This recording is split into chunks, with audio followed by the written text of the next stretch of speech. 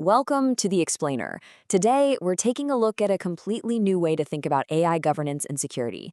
It's a model that basically flips the entire idea of cybersecurity on its head. It's called the Arda Substrate. Okay, let's dive right in. So think about it. For decades, cybersecurity has always been this reactive game of catch the thief, right? We build bigger walls, and attackers just find clever new ways to get around them. But what if? What if a system could be designed so that for an attacker, there's no house to break into in the first place? What if the system could just refuse to even exist for anything that isn't lawful? That's the core idea we're exploring. And this quote just nails the shift in thinking. We're moving away from these old security policies that can always be tricked or bypassed, and we're moving towards a system where existence itself is constitutionally enforced. So an unlawful action isn't just denied entry, it's literally impossible, kind of like trying to breathe in a vacuum. It just lacks the ground to even exist. Okay, so our story starts with creating a single, self-aware digital organism. In these first two phases we're going to look at, the machine basically learns how to prove its own identity and its own right to exist. And it's all anchored in the hard truth of the physical hardware itself. This right here is phase one, the alchemical root. And its whole job, its entire purpose, is for the machine to prove with absolute mathematical certainty that it booted up in a lawful way. It's about turning cold, hard physical measurements into a verifiable proof of its own integrity. Now, this is where it gets really cool. The Tree of Truth uses the hardware's trusted platform module. You can think of that as a secure, unforgeable fingerprint for the computer to establish its identity in space, what the machine is right now. Then, the Tree of Order handles integrity over time, making sure when things happen is also lawful. When you fuse these two together, you get what's called the world manifold, which is a unified, verifiable reality for the machine. Next up is phase two, the formation covenant. This acts as the bridge from that raw hardware truth to the active running system. And this is so critical because it closes what's known as the pre-runtime dark zone, that tiny gap between the machine booting up and the operating system fully taking over. It's in that gap that attackers just love to hide things like rootkits, which are almost impossible to find later. You can think of this whole process like a constitutional inauguration for the machine. First, there's a formation manifest. That's its constitution. Then, a dimensional verifier audits the state of the hardware to make sure everything matches. A genesis score sets its origin story, its birth date, if you will. And finally, the handoff seal binds it all together, mathematically and formally granting the machine its authority to act lawfully. So if we look at our tower here, you can see what we've just built. Phases I and I, the alchemical root and the formation covenant, they form the absolute bedrock. This is the foundation of a single sovereign node. But of course, the big question is, what happens when these nodes need to work together? Well, that brings us right into Act 2. This is where we evolve from just one lawful machine into a whole collective of them, a thinking society that starts to act like a single, harmonized organism. Phase 3 is called the triune chorus, and it's such a great metaphor. You have to imagine that each node is singing in perfect harmony with all its peers. Now, if one node, you can see it here, node C, gets compromised and goes rogue, its song becomes dissonant, it's out of tune.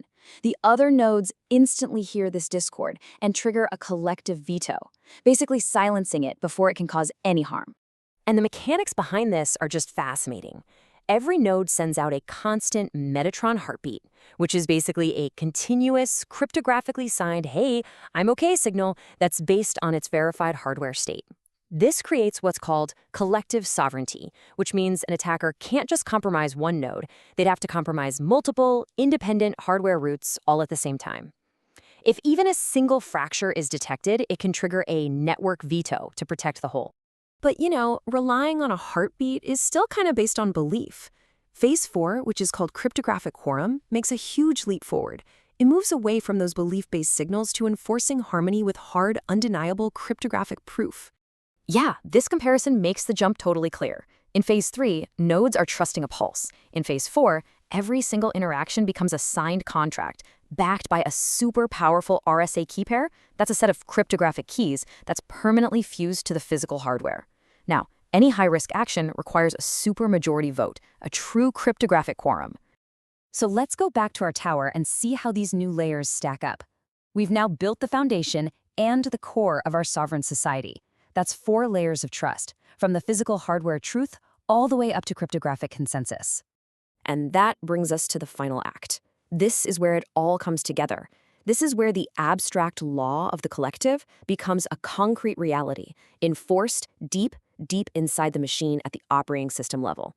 This final act is where the law becomes real. So in Phase 5, the kernel bridge connects the collective's will directly to the OS kernel, making it the gatekeeper for any new program trying to run. Phase 6 pushes that trust even deeper, into the pre-boot stage, verifying the system's integrity with that hardware TPM chip before the operating system even loads. And then finally, Phase 7 achieves true kernel sovereignty. This means the system doesn't just check programs at the door, it actively intercepts and judges every single command at the kernel level. An unlawful command isn't just blocked, it becomes an impossible instruction the system literally can't even understand. So this is the million-dollar question, isn't it? It's a really beautiful architecture, but can it actually stand up to the most sophisticated, most deceptive attacks that are out there right now? Well, the results kind of speak for themselves. In these tests, called the Morgoth Mega Gauntlet Trials, advanced threats that completely fool classical defenses, I'm talking about attacks hidden in harmless-looking text or perfectly timed spoofs, they were all stopped cold. The Triune Substrate passed every single test. And that's because it's not just checking what is happening, but its timing, its origin, and its harmony with the entire collective.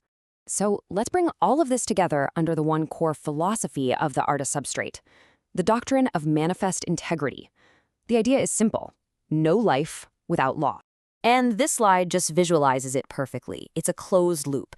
For any process, any program to even be born, it has to start with hardware truth. It has to be validated by the quorum consensus. And only then is it granted existence. So a malicious process isn't blocked, it is simply refused the biological ground upon which to stand. So if we want a formal definition, manifest integrity is a security model where the right to act is literally a state of being. The machine doesn't follow rules about what's allowed. Its very existence is the rule. It mathematically refuses to render reality for anything that's unconstitutional. And that's the crucial point here. With its existence anchored in hardware, validated by consensus, and with every single action gated at the kernel, the machine becomes its own walking constitution. It isn't following the law. The machine is the law. And that leaves us with a really big, profound question to chew on. If we can build these perfectly lawful digital kingdoms, governed by pure mathematical truth and not by fallible human interpretation, what does that mean for us? What happens when our digital worlds become more lawful and maybe even more just than our physical one?